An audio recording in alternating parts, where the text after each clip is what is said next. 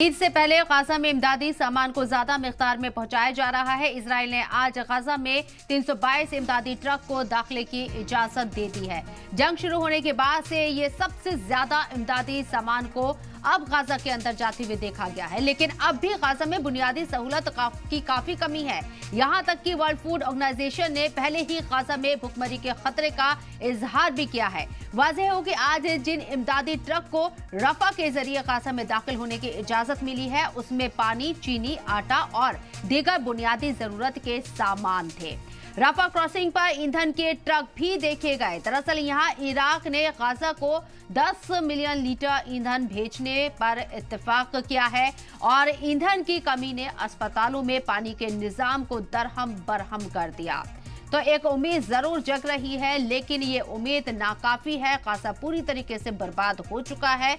हमारे साथ major general doctor जेके बंसल साहब जुड़ेंगे, उनसे जानने की कोशिश करेंगे कि क्या वाकई में इजराइल का जो दिल है वो बदल गया है या बेंजामिन नेतन्याहू के सामने कोई एक बड़ी मुसीबत है, बड़ी परेशानी है, जिसकी एवज में वो इस तरह की चीजें कर रहे हैं। क्योंकि फिलिस्तीनियों से अगर उन्हें जरा सी भी हमदर्दी होती तो शायद 32,000 से ज्यादा लोगों की मौत इस जंग में ना हुई होती।